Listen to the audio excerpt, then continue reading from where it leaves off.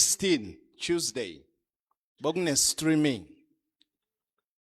zonke ingane noma abasha ababekhuluma la majority of them abazali babo bafika basasebancane abanye bafika abazali babo neingane kusase amaswane abanye bafika neingane basase ku children's church zakhula leingane ukukhula kwazo zaphumelela konke ebebechaza la ngoJune 16 iyo imiphumela yokubekezela njengoba sishilo ukuthi uMapostle Paul wayebizele in a wicked people unruly people ababekhonza izithixo simbonile ubaba uma sikhumbuzana eZimbabwe yizwe ngaleso sikhathi elingasimnandi ukusuka kwakhe aye eZimbabwe nakhona ukubekezela okwenza ukuthi siye eZimbabwe nomkhuleko uma ngikhumbuza ibandla umfundisi umoya wahlangana nobaba angamazi kodwa ethunywe uNkulunkulu ukuya kwebandla eZimbabwe kwakunezithini ama obstacles amanengi kwakunezinto ezivimbayo ukuthi singakhona ukuyofinyelela lapho kodwa ngokubekezela kwakulalwa eborder for 3 days before sikhona ukungena eZimbabwe abazalwane bebakhuleka babekezela amen bazalwane eZimbabwe mokufika khona ukuze kubonakale ukuthi ngempela ama signs ukuthi ubiziwe ukuthi azokwakha ibandla likaNkulunkulu njengompostoli unikeziwe amandla if bongasi ayena amandla anikezwe uNkulunkulu zinengi izinto ezenzeka signs wonders ibandla lakhona ukuthi through yena libambe isibhedlela lithenge for sonke isibhedlela ama toiletries for each and every patient amen bazalwane umkhuleko wonke loyo ngizama ukuthi sikhumbuzane sikhuthazane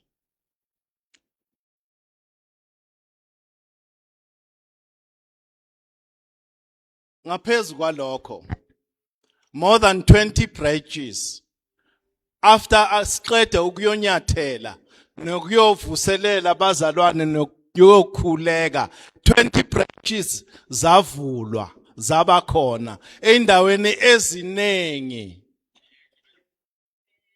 ngizama namhlanje ngosuku lo baba ukubonisa ibandla ukuthi kubalekile kakhulu empilweni zethu uma sifuna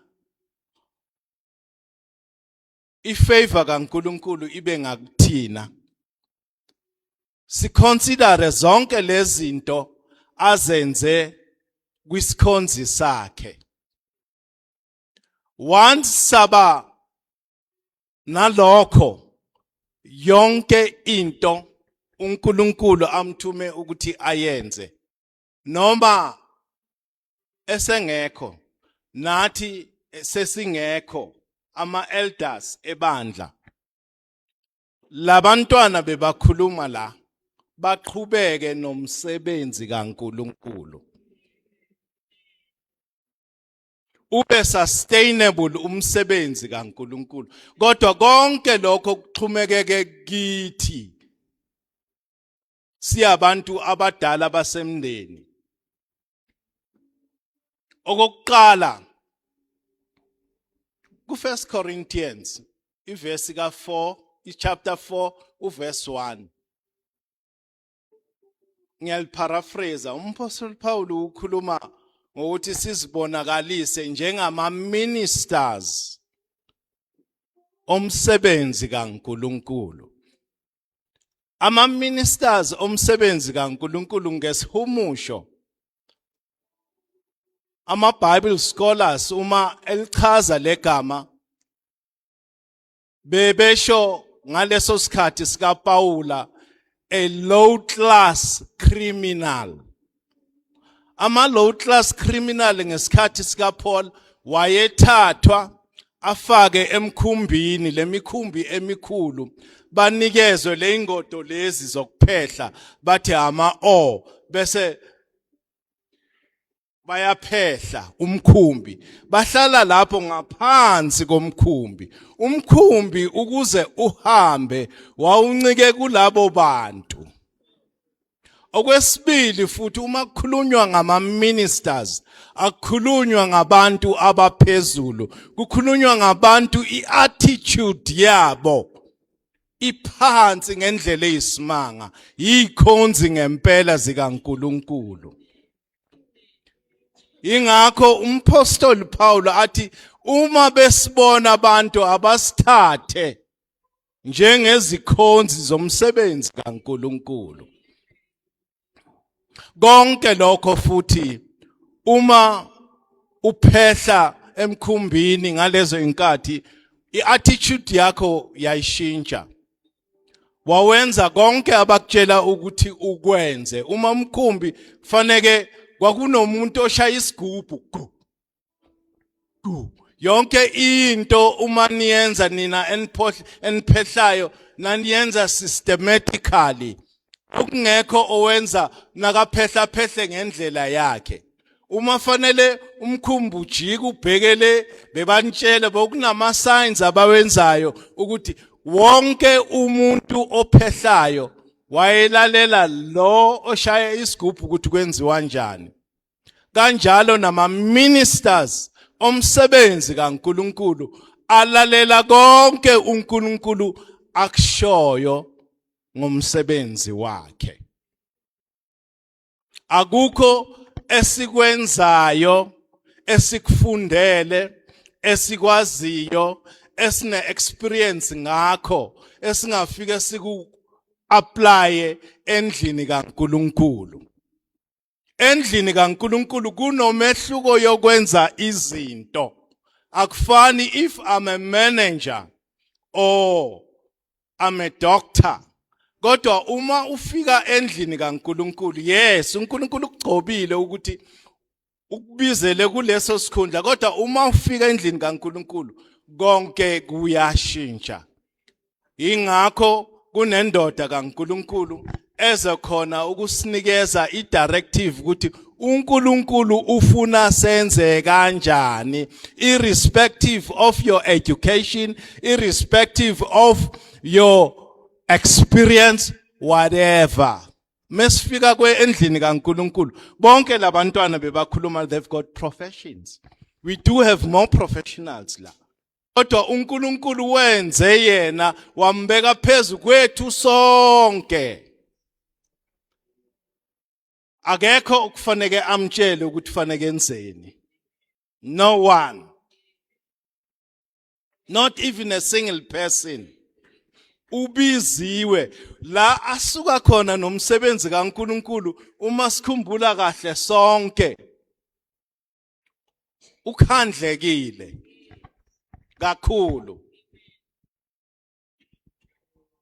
Ukukhandleka kwakhe abaningi bethu sesingekho. Umama kuphela ubekhona owazi ukukhandleka kwakhe, omduduza kuko konke ukukhandleka abenakho nanakho nasizoba umama. Thina sonke we know nothing. Angeke azasikhombise futhi. So now ama signs okuba umpostoli abonakele ebandleni likaNkulunkulu lasemndeni. Ama end results maningi ngawabala kuze kushone ilanga. Unikeziwe uqobo lokuthi athephe kuwo wonke ama-office e-fivefold ministry as an apostle. And nakathepha lapho ukhona ukwenza ukudlulisa leyo muntu obiziwe kulelo office. If uthepha e-officeini lokuba umprofeti, ukhona ukwenza ukudlulisa the prophet obizele kulelo office. Angazi kuyezwakala bazalwane.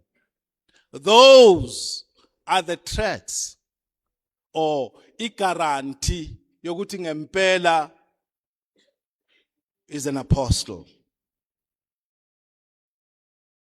However, ukuze umsebenzi kaNkulunkulu usebenze uNkulunkulu umlethele abantu, particularly abakhulekayo amanxusa. Sikhona la ngoba sinomthwalo wokuthi sikhone ukumthwala, ukumsiza, ahlale emahlombe ethu. Senze lokhu uNkulunkulu athi akwenze. Senze lokhu athi thina sikwenze okubuya kuNkulunkulu. Umoya wabaprofeti uyathobelana. Akekho ozofika la afuna ukuthi amtshele enze lokho afuna yena ukuthi akwenze. Totally wrong. Amen bazalwane.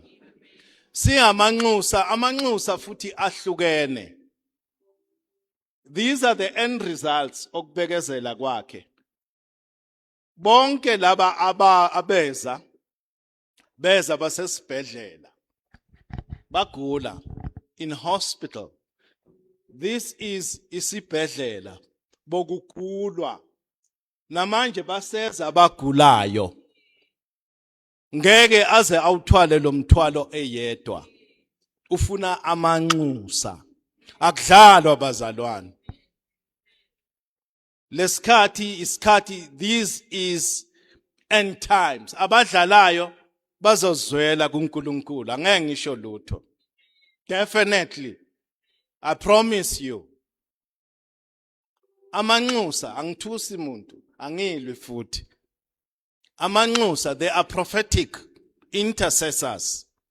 Those intercessors yilabo uNkulunkulu abambulelayo izinto elele through amaphupho, through amavision, ukuthi ngebandla, sikhuluma ngebandla, not your individual things or personal things.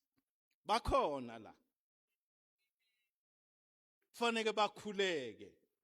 Bakhona labo ke because umsebenzi wobupostoli umsebenzi wokwakha, wokubuilda. Ama end results wabonile ngoJune 16. Uyakha. Bafike basesibhedlela abazali. Mabaqeda ukuba sesibhedlela wakha ama disciples. After ukuba i-disciple kubalekile ke ukuthi sazi ukuthi siyamasosha. Umsebenzi kaNkulunkulu. Sonke siyamasosha. Akekho ngcono, siyama ministers. Akekho phezulu, siyama ministers. Lesibili inxusa manengi ama types okuba amanxusa. Lesibili ngikhuluma ikakhulukazi kwiministry yobupostoli. Apostolic ministry. Lesibili ileli elibona izidingo zebandla. Kufanele lingayeki ngakhuleka for 5 years, for 3 years, for 10 years, as long as leyo nto leyi ingakenzeki, khuleka. Na umsebenzi kaNkulunkulu mnengi usekhona, kuyakhiwa. bakhona ababa uNkulunkulu wabatshela ukuthi khulekani sebayekile ukukhuleka kuyabonakala ngoba bakhathele bengithe siyakhuthazana siyakhumbuzana sikhona la ekseni siyamanxusa umsebenzi kaNkulunkulu especially wokwakha sakha isizwe sakha ibandla likaNkulunkulu because ukushumayela kwebandla lasemndeni akukona epulpiti kuphela zinengi indlela esingashumayela ngazo lokhu uNkulunkulu akubizele ukuthi ukwenze njengomsebenzi as a teacher as a doctor as a lawyer as a cleaner as a machine operator whatever uNkulunkulu akubizele kona fanele ushumayele ivangeli konke lokho ukuze ukwenze kube neconsistency umkhuleko uba phambili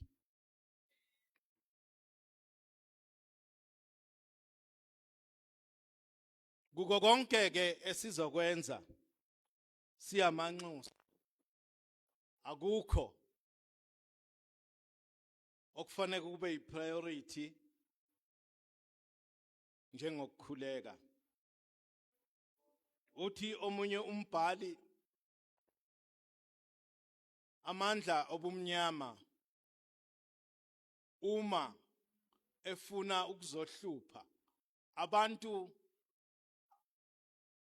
amandla obumnyama ngakhona ukufinyelela kubo ilaba abakhuleka ebusuku amandla obumnyama yes ayasebenza during the day but asebenza kakhulu ebusuku thina siyabazalwane siyabuthanda ubuthongo it's very rare ukuthi sivuke njalo on a weekly basis mhlambe kathathu or kane sikhuleke ngo3 very rare siyalala sikhone uma ubaba engabiza night prayer very few are going to come I promise you so ngizama ukuthi sikhuthazane kwiculture yokukhuleka umkhuleko ubalekile ibandla lize libe ngako kube istructure esingako kube nabazalo it is because of umkhuleko zinengi izinto uNkulunkulu abonise ngazo ukuthi ngempela leli bandla libizelwe ukuthi lakhe kunezinto eziningi okufanele sizenze bezenziwa ikhishi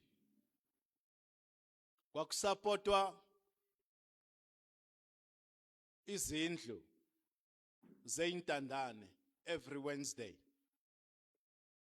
more than 10 of them ibandla belikhona ukuthi lenze leyo msebenzi angithi akusakhuleko ngizama ukubonisa ukuthi uNkulunkulu usibizeleni we need to go back kuloku uNkulunkulu bekasibizelele zikona we are not only church members size solalela umfundisi ashumayele bese siyahamba siye emakhaya sibizele okukhulu kunalokho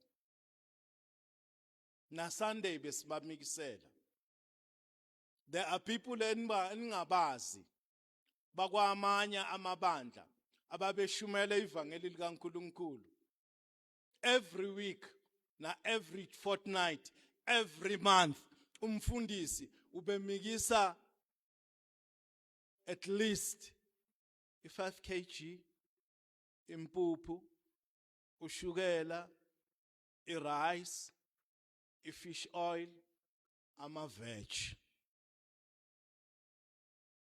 kusenzeka lokho noma kusenzeka not ngalendlela bokwenzeka ngakhona kuningi ibandla lasemndeni belikwenza akusenzeki konke lokho ziningi izinto ezibonakalayo ezenzekalayo ezenza ukuthi lokho kungenzeki. Ngeke ngizisho, siyazazi sonke. Kubalekile ke ukuthi ubaba nomama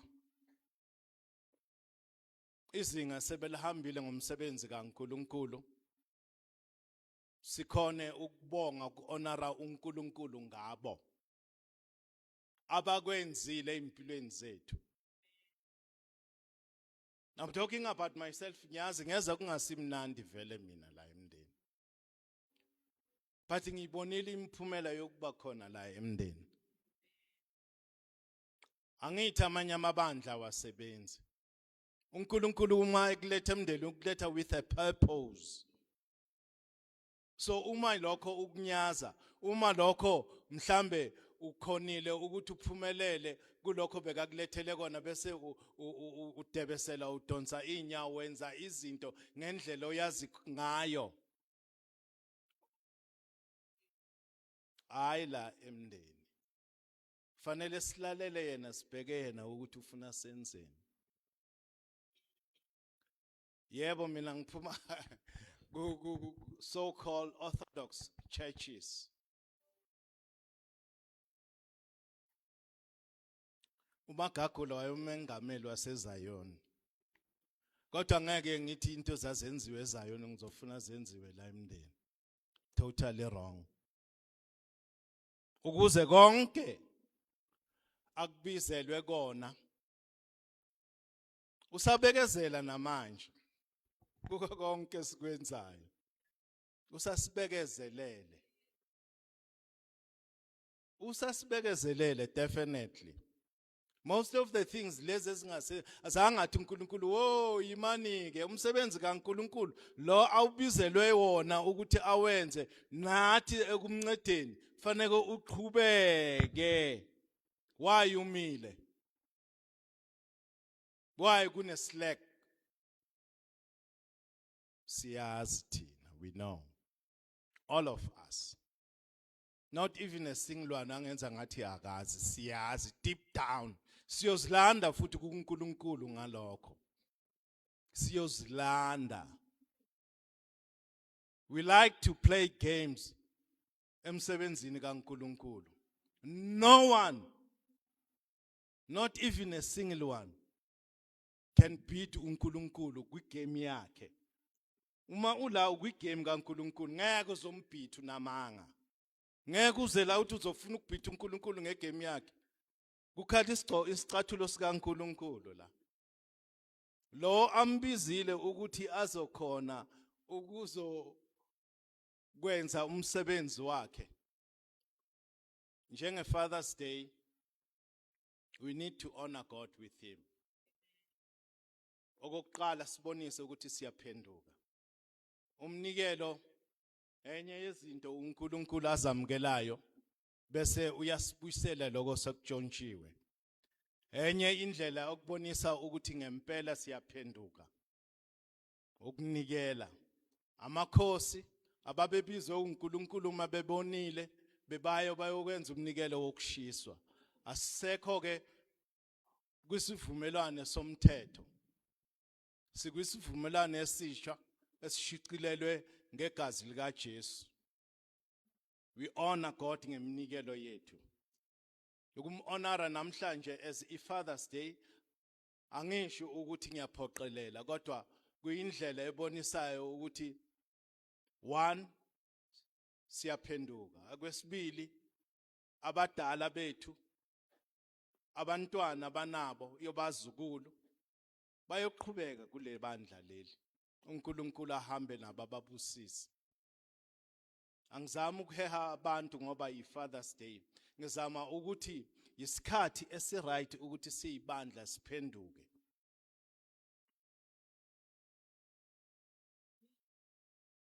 Second Chronicles 20:20 uyasho ukuthi uma silalela umprofeti kaNkulunkulu uNkulunkulu uyosiphumelelisa. Kusho iBhayibheli.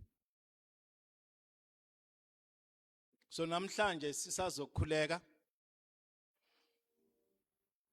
ngiyafisa ukuthi sikhulekele izinto ezimbili.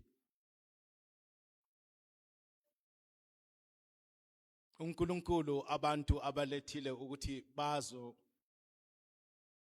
siza umsebenzi kaNkulunkulu uqhubeke, sibasondeze abavikele nathi kuNkulunkulu kuko konke omunye nomunye uyazi, ongazi ukuthi fanele enzeni kuNkulunkulu obizele kule bandla osasanda ukufika. uNkulunkulu usinikezile umoya ohlala ngaphakathi kithina, uzokhona ukuthi ngokuthi isithembiso sika Jesu ngomoya oyingcwele uthi uyosifundisa, uyosikhumbuza, uyosilaya, uyosiqinisa, uyosambulela amaqiniso onke. Siyakhuleka ke ukuthi silibandla usithumelela ngenjongo, akube yiloyo naloyo, ngokuthi ekseni kangaka bonke abavukile endlini beza la amanxusa silinxusele ibandla. Kwesibili, bonke laba beba streamiwe ngoJune 16 ababekhuluma, bakhona abangabafakanga la, banengi. uNkulunkulu abavikele, abanikeze amandla ukuthi baqhubeke babe nentshisakalo yokwenza umsebenzi kaNkulunkulu, ukuze umsebenzi kaNkulunkulu udlondlobale, kungathi lokhu uNkulunkulu asekwenzile wasinikeza i-breakthrough ngakho bese siyakudebesela sidonsa inyawo. Safika sonke la sase young, ngafika ngoku early 40s, ngigijimisa u70 manje. Kunenge ngibonile uNkulunkulu akwenza ngempilo yami, ngekhaya lami, ngebandla lilonke ibandla. Abazalwane ngiyacabanga banobufakazi obuningi ngakwenzile uNkulunkulu whilst they were still here, while they are still here. Yilokho ebengicela ukuthi sikukhulekele those two items ukuze, because abanengi kunama signs futhi enzekayo ukuthi asenzi kahle, asazi, asisi aware because sibhizi ngezinye izinto, asikho focus kuNkulunkulu. Once we can be focused kuNkulunkulu, umoya ongcwele uyakhona ukuthinta ukuthi mani ngathi soyagodloka. Izinto fanele zihambe ngendlela kaNkulunkulu, ngendlela uNkulunkulu, singenzi umsebenzi kaNkulunkulu benzima, singathwalisa ubaba nomama unnecessary burden ngathi. Ababe ne burden ngomsebenzi hayi ngathi. Bangathi abazalwane, no. Ababe ne burden ngomsebenzi kaNkulunkulu qha. That's all. uNkulunkulu anibusise. Amen.